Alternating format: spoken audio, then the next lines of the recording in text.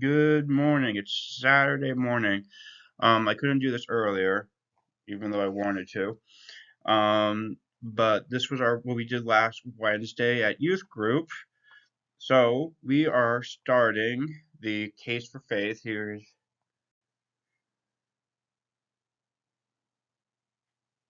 well, case for faith.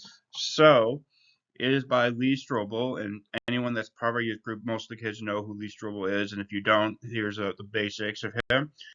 He was a atheist who I think it was like in the early 80s. I think his wife came up to him and said that she became a Christian, and this guy was so hardcore atheist that his first thought was, I am going to divorce her.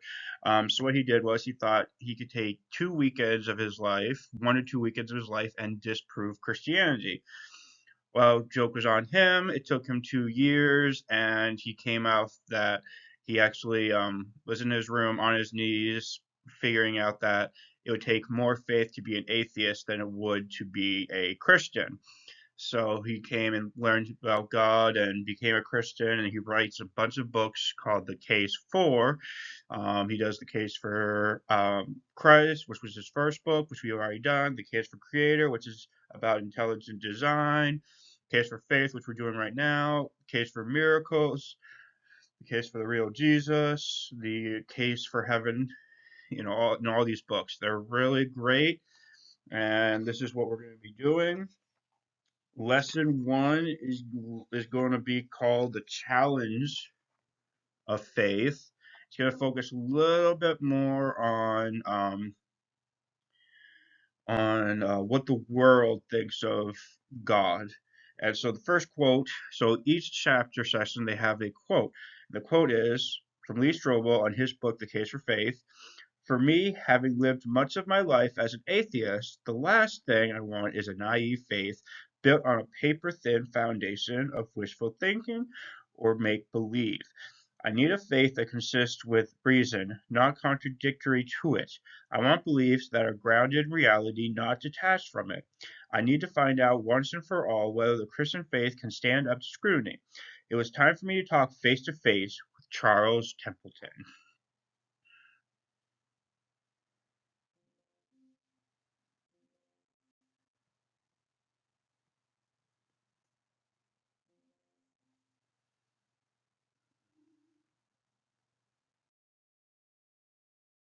So to start the series, I started with a question. I'm probably going to do some questions in the beginning, kind of some questions about what we learned the last time, and some questions based on what the lesson is going to be about. So the first question is, I'm going to ask the question, what are some reasons people give for not believing in a God? I'll give you a few minutes to think at that.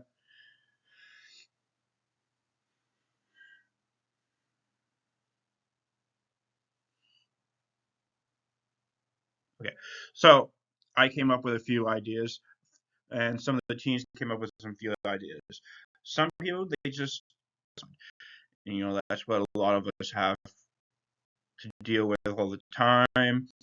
Um, but it's out there, and a lot of even Christians and non-Christians always struggle with the question, how could a loving God let so much suffering and pain go on? And if you keep going with us through this lesson, you'll find out some of these answers you might have. Sorry, but yeah. So each time we start the session, we have a video from Lee Strobel, and it's in sections. And if you go to YouTube, which if you're seeing this video, you're most likely on YouTube. What will happen is you type in the case for faith, and you can either watch the whole long version of the video, which is like an hour and I think 30 minutes or so, or you can watch this little sneak bits. That's how we watched it. I forgot the video this Wednesday, so we kind of watched part one on its own thing. But that's where you can find videos, or again, join us on Wednesdays and you watch the videos there. But the video is kind of mainly an introduction to the lesson, and we learn about a guy named Charles Templeton. Now, Some people will know who he is, some people won't. Charles Templeton is a very well known former evangelist. What's an evangelist? Evangelist is somebody that travels the world or even the state, the country, whatever, travels and talks about God. Some people do it in small quantities, some people do it in big.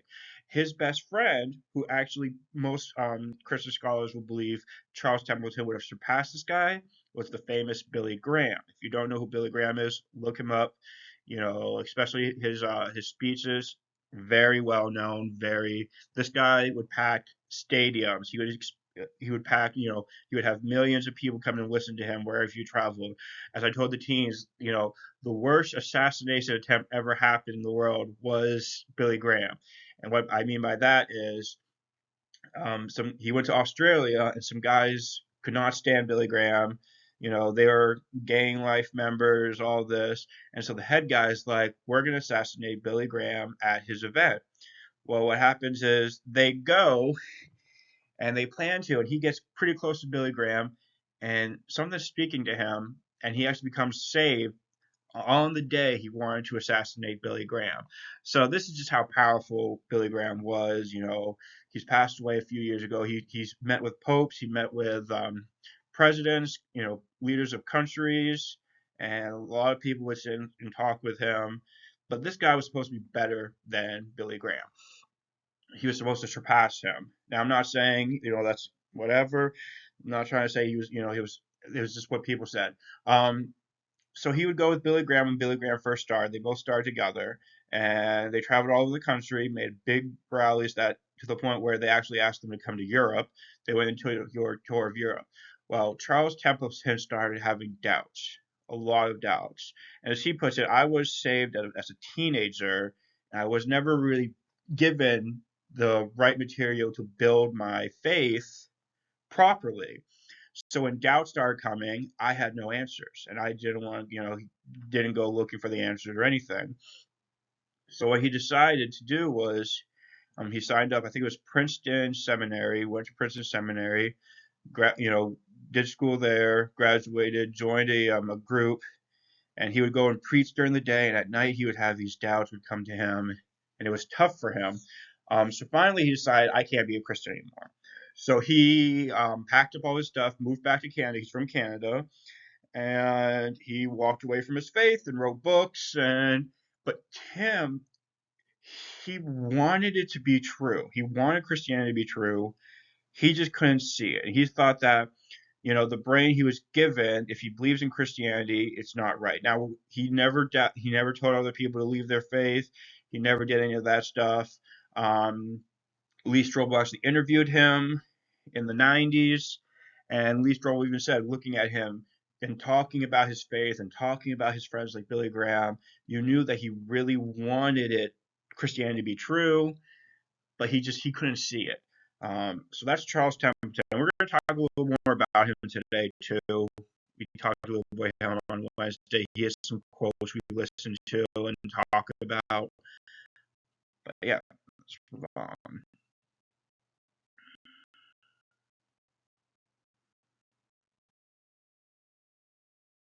So, next slide. What are the greatest doubts in life? I'm gonna give you gonna give you a few seconds to think, to figure out what you think some of your greatest doubts in life are.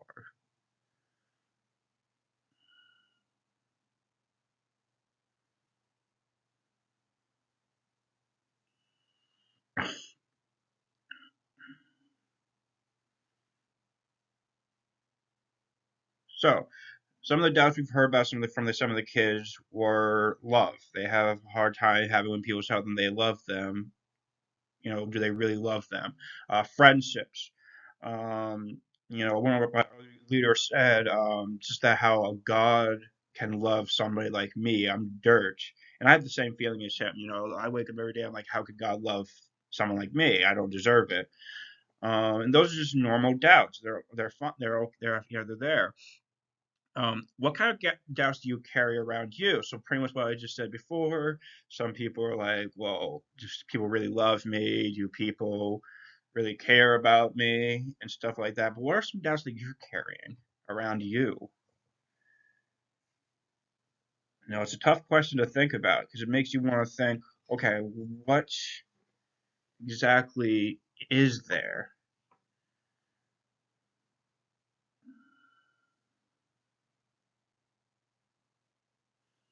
Let's move on.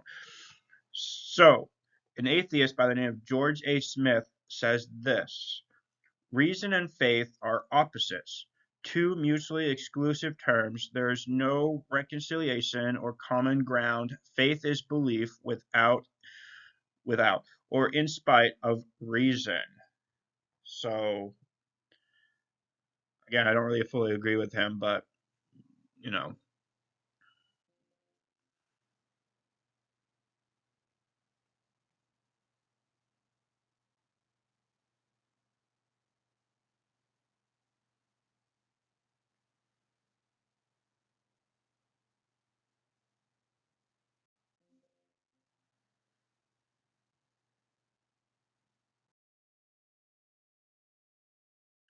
so we are on our first think about this. What's think about this is sometimes there's going to be verses, and I'll read the verses, of course, but hopefully you'll follow along.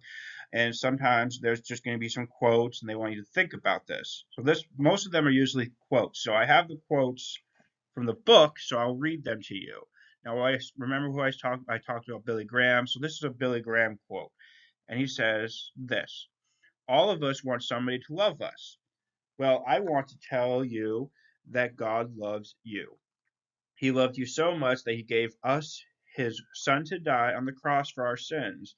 And he loves you so much that he will come into your life and change the direction of your life and make you a new person, whoever you are." Now, Lee Strobel has a couple quotes in here, and then Charles Templeton, of course. But Lee Strobel, in his first quote, said this: "What is faith? There would have been no need to define it for these people listening to Billy Graham preach. On that subtle June night, faith was almost parable to them. They reached out to God almost as if they were expecting to physically embrace him. Faith drained them of the guilt that had oppressed them. Faith replaced with hope. Faith infused them with new direction and purpose. Faith unlocked heaven. Faith was like cool water soaking their parched soul." He also then goes to say, "But faith isn't always that easy, even for people who desperately want it. Some people hunger for spiritual certainty, yet something hinders them from experiencing it. They wish they could taste that kind of freedom, but obstacles block their paths. Objects pester them. Doubts mock them. Their hearts want to soar to God. Their intellect keeps them securely tied down." And the last quote is from Charles Templeton. He writes this: "I have preached to hundreds of thousands of people the authentic message that I found to be my dismay that I could no longer believe it.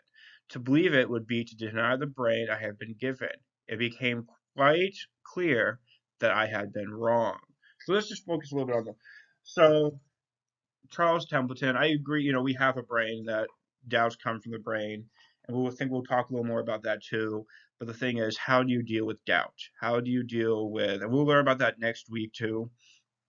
But that's the main thing. You have to figure out how to deal with your doubt.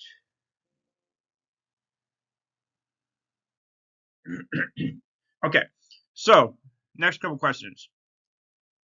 Um, how do you define doubt? So how do you define what doubts are?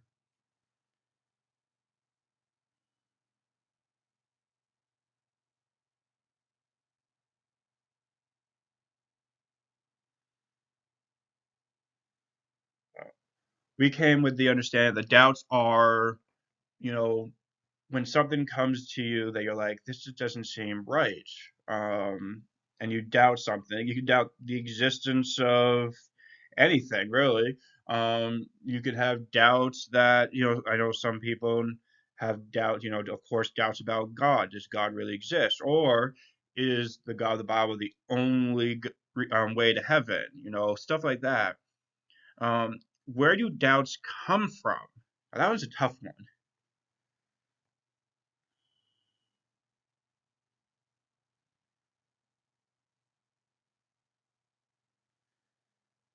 And some people say the doubts can come from the devil, which I partially agree with that. Yes, the devil can talk with you quite a bit and tell you, it's not real, or you don't deserve God's love, or you don't, any of that.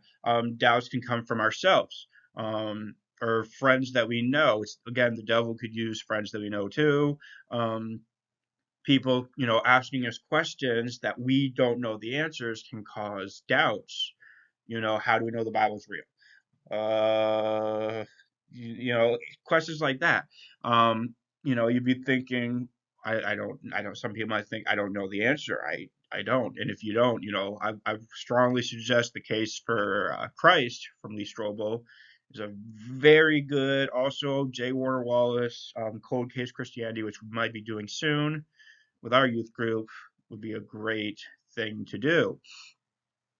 What effect do doubts have on people when they hit? That's two answers that could go with this one.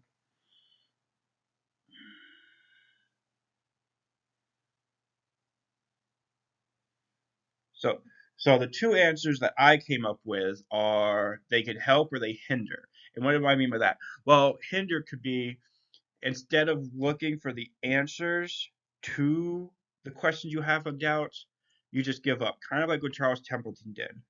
He just walked away from his faith. When questions started coming, he didn't really look for them. He just took the easy way out and said, I'm going to go.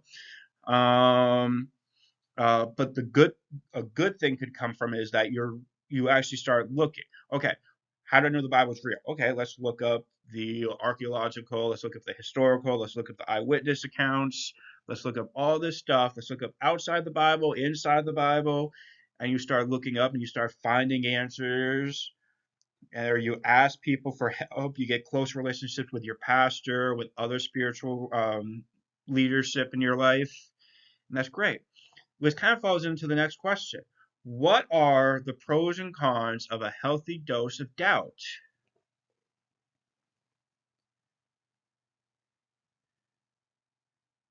That's kind of tough to think about. Healthy and so pros, like I said, you start looking up the answers. You start, that's positive.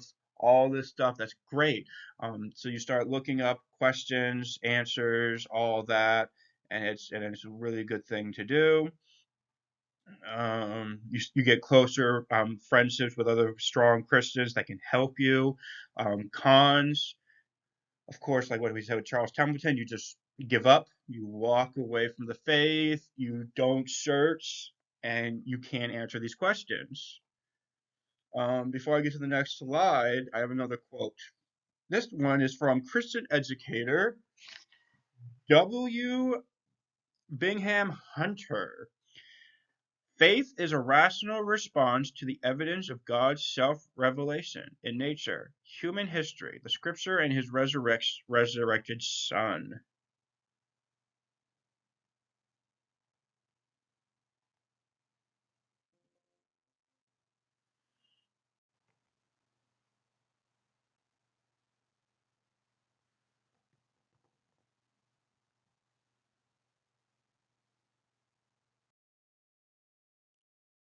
So we did this one. Really, the youth leaders answered most of these questions just because, I didn't expect the teens to go into a big theological thing, and I wanted them to understand what exactly this means.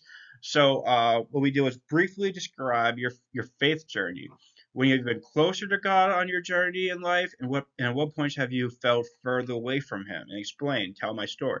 So, I'm going to tell kind of what my story was about my faith journey.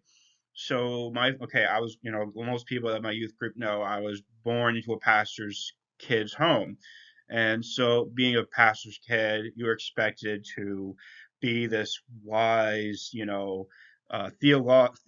at a very young age. I learned a lot and I knew basically most stuff. You would talk with men way older than me on biblical facts and would talk to them about stuff like that.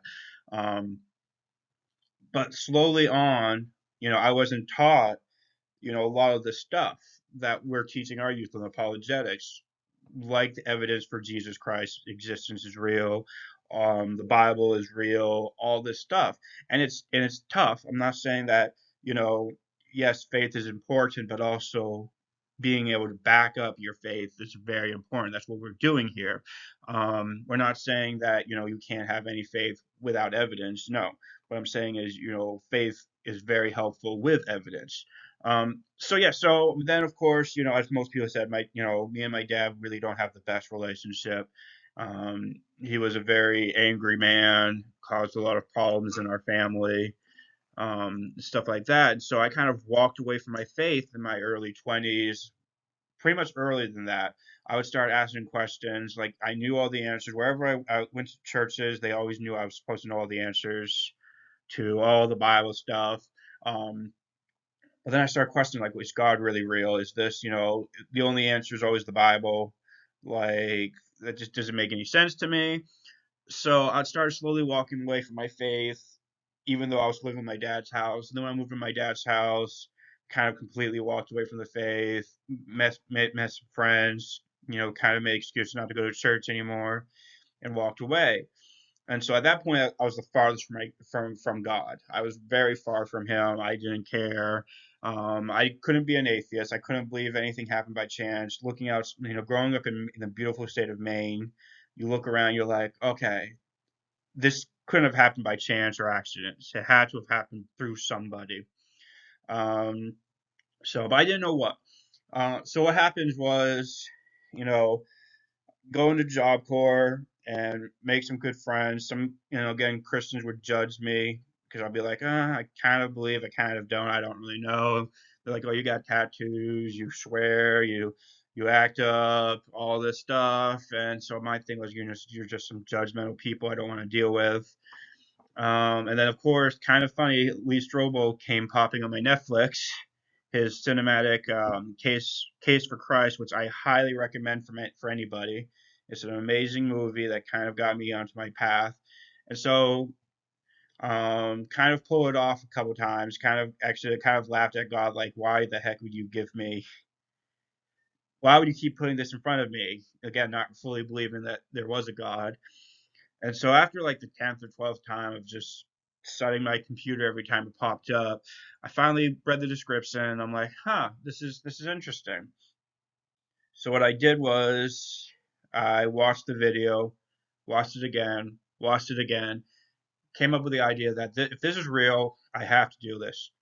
So I went on a journey like him and I studied God. And because of that, I came back and now working with youth and going to school to work with youth in a youth ministry kind of role.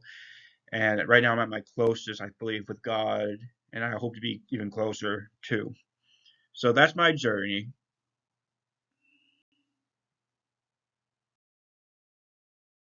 So we're at another think about this. We got two quotes this time. One from Charles Templeton and one from Lee Strobel. And Charles Templeton says this: if a person has faith and it makes them a better individual, then I'm all for that, even if I think they're nuts. Having been a Christian, I know how important it is to people's lives, how it alters their decision, how it helps them deal with difficult problems. For most people, it's been beyond description. But it is because there is a God. No, it's not. That was Charles Templeton. Lee Strobel said this is that what faith is all about, fooling yourself into becoming a better person, convincing yourself there's a God so that you'll become motivated to ratchet up your morality a notch or two, embracing a fairy tale so you'll sleep better at night. No, thank you. I thought to myself, if that's faith, I wasn't interested. So that's true. I agree with a lot with Lee Strobel that, there's without Christianity, if it wasn't real, there wouldn't be any nice things going on in this world. So let's go to. So, after hearing some of those quotes, to what extent are are questions and doubts regarding spiritual matters inevitable? So in other words, how why there are going to be questions and doubts regarding spiritual matters. They're always going to happen. But why are they always going to happen?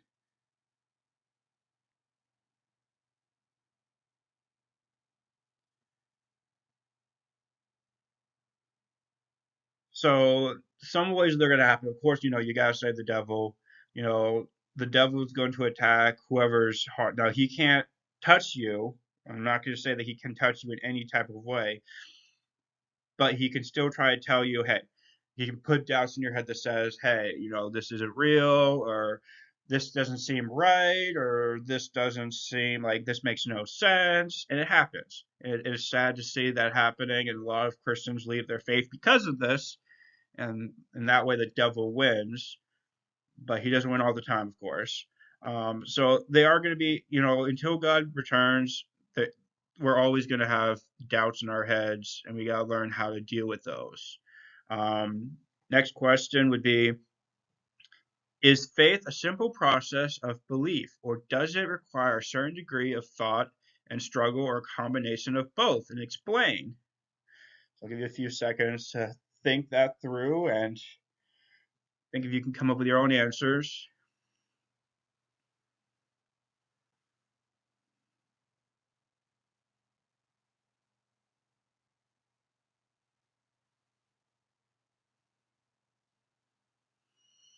So some of the kids in our youth group kind of came up with it's both. And the reason why, and I agree with this both, because um, faith can be for some people, faith is just simple process of belief. Sometimes it's some stuff it's easy to have faith in, and some parts of Christianity it's hard to have faith in. And so the fact that a lot of people have an easy thing of saying, well, God loves me, and some people won't have the same easiness of saying that. So I agree with this both, because every person is going to be different, but we're also going to have a deal of struggle and combination. A struggle. We're going to deal with days waking up and be like, man, I'm a sinner. Why would God love me? And stuff like that. So I agree with this being both. We got two more quotes from our good friend Charles Templeton and our other good friend Billy Graham here. So I'm ready. Charles Templeton says, I had gone through a conversion experience as an incredible green youth. I lacked the intellectual skills and the theological training needed to buttress my beliefs when, as was inevitable, questions and doubts began to plague me. My reason had begun to challenge and sometimes to rebut the central beliefs of the Christian faith. So, as he said, and this is why we're doing this process, is because we want to make sure that our teens are trained and ready to go out in the world and answer some of these questions that are hard. Why is there struggle in the world? Why do famines, wars, natural disasters happen? Why are there people that are killing other people? Why are they all this stuff? Also, questions on, well, how do you know the Bible's real? How is Jesus the only way to God, but Muhammad or or Buddha or any of the Hindu beliefs, why don't they have the way to God? And so he wasn't trained, and like I wasn't fully trained when I was a teen too. We're just apologetics are just starting to come in, maybe 10, actually no, less than 10 years, 5 years from now, teaching kids. And so if he had this training growing up, he probably could have stayed with the faith. Now, our friend Bill, his friend and our great leader Billy Graham said, "Father, I'm going to accept this as thy word by faith. I'm going to allow faith to go beyond my intellectual questions and doubts, and I will believe this to be your inspired word." So, again, Billy Graham is showing a lot of faith by saying, "Hey, I believe you, God. I believe this is your word. I have, no doubts, no nothing." So let's go to the question. It's about Charles Templeton. Why do you think Charles Templeton abandoned the faith that had once been the cornerstone of his life? Give you some seconds to think about this. I'm doing that. I'm getting ready to look up some of the memory the verses we're going to be studying.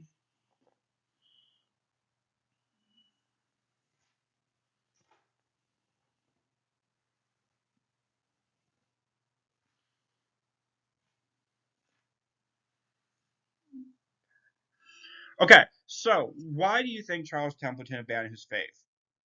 It was the cornerstone of his life. It was from his teen years on to his early adulthood that he loved God. As I said before, he didn't, as he put, and he puts it, he wasn't given the training to when doubts and hard questions come. What do I do? Um, I'm not saying that because of these courses that we've been doing that I'm fully prepared to deal with all the doubts, but I know what to do when the doubts happen. I know, okay, I can go look stuff up, I can go talk to somebody, and he didn't understand. And being who he was, again, this guy was at that point of his life one of the top, traveling evangelists. It'd be kind of hard for anybody to go and be like, hey, I have some questions. I don't fully get this. I don't fully trust this. That would just be, and it's sad that we treat church leaders like this, where they have all the answers and they're perfect. We are not, they are not. We have doubts, we have questions, we have to connect with other leaders in our lives to help us. So,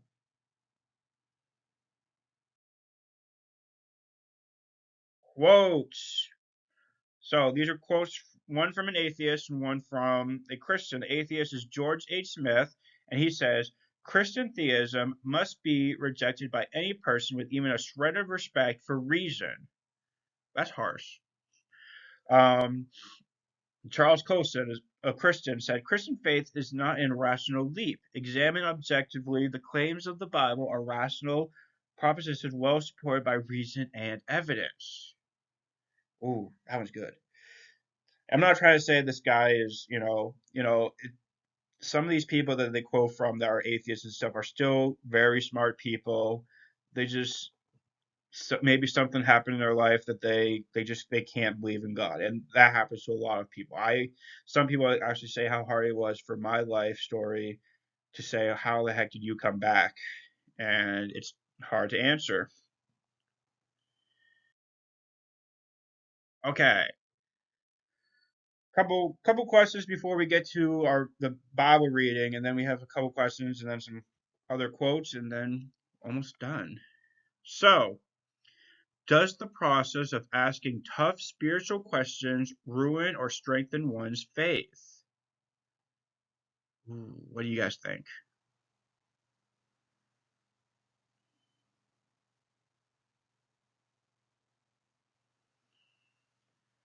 I think it strengthens one's faith if you do it right. If you do it right. And how do you do it right? What does the process of asking tough questions? So, it strengthens us by if we do the process of searching the question from all aspects. We can look at from atheism side, from Islamic, from Buddhist, from Hindu, but also look through the Bible, um, seek advice from people that are spiritually more mature than you, and that could strengthen you. What could ruin you is you don't go with an open mind if you search and you start looking at non-Christian stuff, which happens, and you're like, oh, that makes more sense, or I like that idea more than I like the Christian idea. Um, or you just don't even look at all, and you're just like, I'm just done.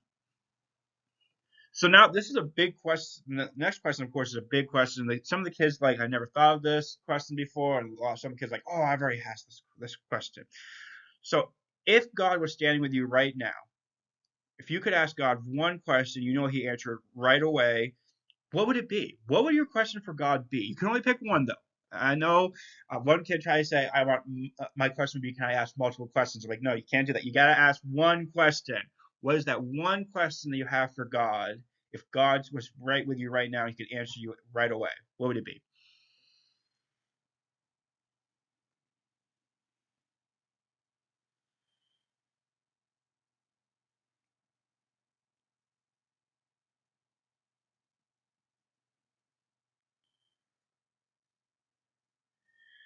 So some of the questions we had were, why is there pain and suffering in the world? Which is the most question I feel like from pretty much anybody would be that one. Um, uh, I think another person asked, you know, there's a couple questions out there that was very, one person asked, where would I go when I die? Um, all this stuff. And these are some great questions we were asked. My question kind of goes by why hasn't God? It was kind of funny when we look at some of these verses we're going to be reading. My question kind of got answered. I asked, why hasn't God come sooner? We've had around, I think it's since Jesus died and ascended into heaven to nowadays, it's been around 2,000 years. Couldn't have come any sooner. Like, and some videos we'll be watching, they're actually going to answer that question of why God has not come yet. And so that was kind of my question, because looking at the end times, I don't want, it's a tough scenario to talk about. But let's move on to the memory verse. Well, not memory. Well, one's a memory verse, but the rest of the verses. Okay, so I'm going to read. So we use at our youth group the NLT. I know some people don't think that's a good translation. Me and my pastor have sat down for hours to talk about what we are going to do, what translation we wanted to use. And we came up with, for teens, NLT was one of the best translations. It hasn't really changed since they first made it, and it's a really good translation to use. It's easy to understand. A lot of the kids have a hard time with other translations. Some of the kids have easier ways with other translations. I don't tell them they can't use other translations. So we have some kids that bring other translations to our church, but I teach out the NLT, and it's been pretty good for the last 3 years that we've used it. So Hebrews 11:1, which we'll get back later on in the thing, says this: faith is the confidence that what we hope for will actually happen. It gives us assurance about things we cannot see. So what's that mean is, I'm looking for the next verse, which would be 2 Corinthians 2, 5, and 7. So faith can be confidence, of course, and that we hope will actually have. So we hope that God will come. We hope all that. That's great. Now, let me see. I'm at 5. Okay. So 2 Corinthians 5:7 says, for we live by believing and not by seeing. Okay. Yeah, so we live, we live by believing and not by seeing, because we can't see God. We can feel his presence. A lot of the times we can feel all this stuff, but we can't actually see God. We can't just go around and be like, hey God, I can see you face to face. Not that many people in history have actually been able to do that. So, okay. Luke 7:50 says, I'm on 7. Okay, let's see here. 7. Okay. And Jesus said to the woman, your faith has saved you. Go in peace. Then, so, if you want to look more into that story, again, Luke 50. Luke 7 is a really good story about a sinful woman and stuff. So I would look more into that. Okay. Ephesians 2:8 says, God saved you by his grace when you believed, and you can't take credit for this. It is a gift from God. So some people are going to be like, well, my works got me saved. I did this. No, God is the one that got you saved. You believed in God for what he did. That's what saved you. Not you, not what you think that you've done. It was God. Now the long passage, 1 Peter chapter 1, verses 6 to 9 says, so be truly glad. There is a wonderful joy ahead, even though you have to endure many trials for a little while. These trials will show that your faith is genuine. It is being tested as fire tests and purifies gold. though your faith is far more precious than mere gold. So when your faith remains strong through many trials, it will bring you much praise and glory and honor on the day when Jesus Christ is revealed to the whole world. You loved him even though you've never seen him. Though you do not see him now, you trust him and you rejoice with a glorious, inexpressible joy. The reward for trusting him will be the salvation of your souls. Now, as I told my other youth leader, well, my answer to God just got answered because what literally says that, why we're still on this earth, we're going to go through trials, we're going to go through suffering, and it's going to make us stronger. So he couldn't stop laughing when I said, well, there goes my answer to God. So I guess I got to come up with a different question for God. How does how does the world define faith? That's that's a tough one.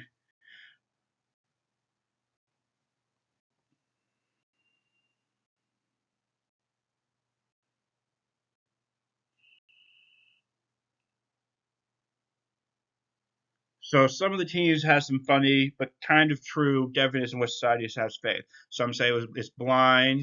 A lot of people say that. Some people say that, oh, it's only for the crazy people.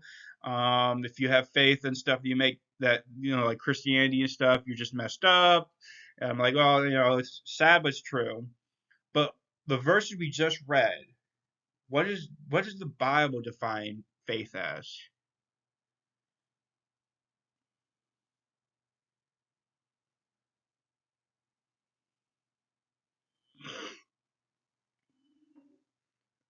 So faith, of course, is defined as it saved us. It is our belief and confidence in God and in Jesus. It helps us through our toughest times. It does all this stuff. Why do you think God placed so much emphasis on faith? Ooh, that one's a good one.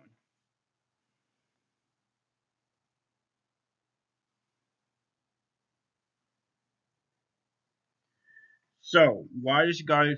Because faith is again it's free will. It's us choosing to believe in him. If he doesn't, if he just wants people to believe in him, he would have created us as these robotic people that love him no matter what. And that's just not free choice. That's not free will into believing in him. That's forced. And none of us want to be forced in a relationship. No one wants to be forced into loving people. It's something that you want to be freely willing to choose to do. Okay. So, Lee Strobel suggests that the process of asking tough spiritual questions is crucial because the answers will inevitably influence our perception of God. Do you agree or disagree with Lee's reasoning? So, in other words, to find these answers, it's going to influence what our views of God is. So when you ask these tough spiritual questions, it's really big because, to find the answers, we're going to have what our ideas of God is. And do you agree or disagree with that?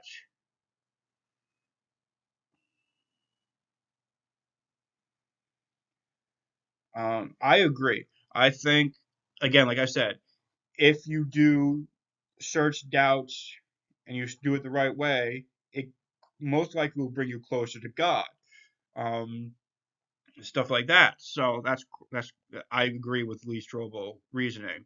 In what ways do the answers we obtain shape and even distort our perception of the truth? So how does it give us the truth? How does it shape our lives? How does it, work and fix or take away by finding answers?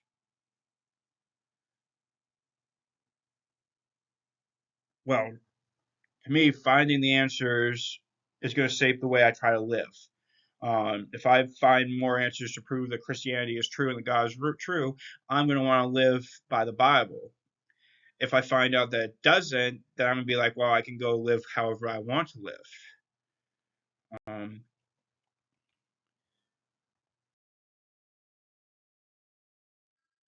Oh, this one was a tough question. Is it unfair of God to require faith of us when there are so many obstacles to overcome in order to have it? Do you think God is right for requiring faith when there's so many problems and so many questions and so many doubts out there?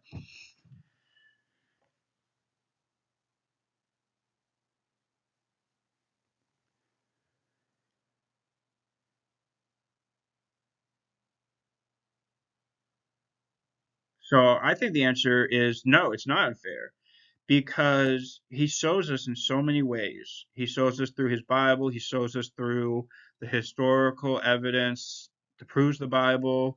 He There's a lot of medical evidence for Jesus. Like mainly his death and his resurrection. There's all these evidence out there that strengthens our faith. So the fact that he gives us all these stuff to find to prove him and to prove Jesus, it's not unfair because we have to do the work to look for it, and that's only right. Is God too demanding? Does he require blind faith? And give a reason to your response. Ooh. So we had some kids that say, yeah, he is demanding because they're like, we want to do our thing, but sometimes we can't because that's not what God wants. And I get that answer. That it is tough, especially as a teenager. You want, there's certain things you want to do, but then you're like, I can't do that because the Bible says I can't do that. Um, but I don't think God is too demanding. You know, what I've learned from my past and nowadays is life is so much better when you follow what he asked and what he created to be the way to do things. Life gets harder when you decide to go against what he teaches. You get into trouble with your parents or with the law or with other people. You treat people in ways that are not right. You do all this stuff. And if you just follow what God said, your life could be 10 times, 100 times better and have better relationships out there. Does he require blind faith? I don't think he does. Because the fact is, we have archaeological evidence for Jesus. We have evidence for Jesus. It's not blind faith. It's not like, okay, there's gonna be no evidence whatsoever for any of the existence of God or Israel or the patriarchs or all these people in the Bible. I'm just going to make sure that you just go around and be like, I believe in God. Well, why? I don't know. I'm just going to believe in God. Blind faith, I don't agree. He requires blind faith. We'll learn more about that next week when I talk a little more about that. Our last set of quotes both come from Charles Templeton. Charles Templeton says, the atheists say there is no God. The Christians and Jews say there is a God. The agnostics say, I cannot know. Not do you know, but cannot know. I never would presume to say flatly that there is no God. I don't know everything. I'm not the embodiment of wisdom, but it's not impossible for me but it's not possible for me to believe in God. I have spent a lifetime thinking about it. If this were a simplistic conclusion reached on a whim, that would be different, but it's impossible for me. Impossible to believe that there is any thing or person or being that could be described as a loving God who could allow what happens in our world daily. Charles Templeton. And he also says, Jesus was the greatest human being who has ever lived. He was a moral genius. His ethical sense was unique. He was the intensely wisest person that I've ever encountered in my life or in my readings. His commitment was total and led to his own death. Much to the deterioration of the world, what could one say about him except that this was a form of greatness? In my view, he is the most important human being who ever existed. And if I may put it this way, I miss him. Charles Templeton. And you see that he does believe that Jesus was real, but it's hard for him to believe again in God. And the fact is, he misses him. And Lee, as I said before, Lee Strobel said when you're talking to this guy about his faith and all this, you could tell that he wanted Christianity to be true. He just couldn't believe it, and that's just sad. How he's so close to it, but he doesn't fully reach out to it.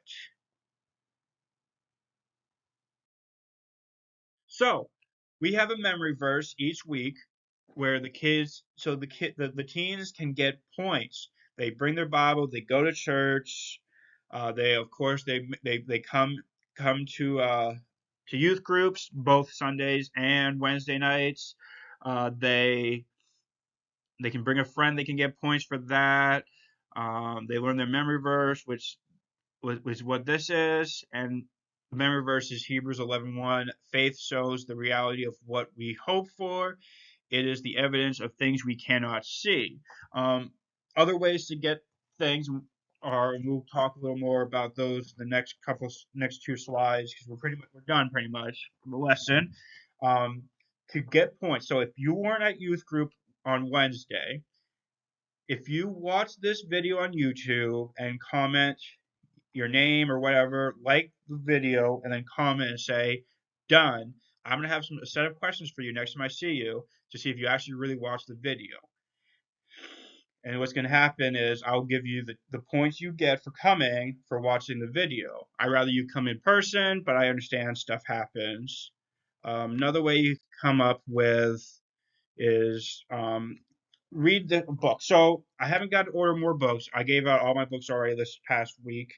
But what the book is the teen edition or student edition of The Case for Faith. It has 6 chapters and then one introduction and one end.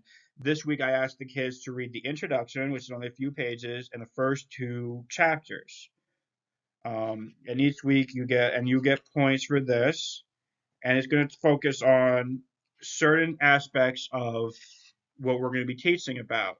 I can tell you the chapters right now are, so of course the introduction is questions worth asking, so it's kind of like what we just did. They don't go in full order of what we're going to be teaching, but they're still important. He goes through 6 objectives to Christianity. First objective, which I almost got done reading this, is actually really good. Since evil and suffering exist, a good God cannot. And that way he goes and interviews people. How can a God exist when there's evil in the world? And he asks these guys questions, and they come up with answers. The next one, I haven't read this one. Object 2: miracles contradict science, therefore they cannot be real. Focuses on, can God, was Jesus really doing miracles? Are there miracles? All this stuff. Um, Objective 3. Objection 3 would be evolution explains life, so God isn't needed. Objection 4, it's intolerant to claim Jesus is the only way to God. Objection 5, a loving God would never send people to hell. Objection 6, I still have doubts, so I can't be a Christian. And then, of course, the conclusion, the power of faith. So I'm looking to order more books for the rest of my teens that weren't there on Wednesday. Get to you as soon as possible. But that's the book. It's a great book. I've read it. There's a lot of illustrations in it, a lot of like little things here and there that makes it really fun to read. Another way to get points is I have a bunch of binders, and they are The Case for Faith. So they come from this book that we were just going through, and at the end of each chapter, you have personal reflection. So what's going to happen is there's going to be questions and scripture reading for each week, and you're going to answer the questions to your best of your ability of what you feel or how you feel the questions are. It's really great. And so next week, we'll be learning about dealing with doubts. Can I be a Christian and still have doubts? That's a very tough question. A lot of people leave their faith from that because they feel like if they have any doubts, they're not worthy to be a Christian, and that's not the case. But we're going to look into that one. It's going to be a great lesson. I'm going to pray to end this night, and I hope you enjoy this. I'm going to send this to some of you guys. So God, thank you for letting us come together today. I pray for everyone that watches this video that it helps them. We thank, Lee Strobel for actually, doing all this work, going around interviewing these people and coming up with answers to some of the reasons why we can't become Christians. and find out answers to help us in our faith, to make us stronger.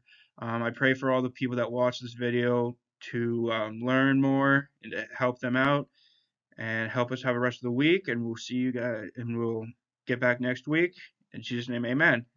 I will see you sometime next week with part 2, dealing with doubts. Have a great rest of your week, guys. Bye-bye.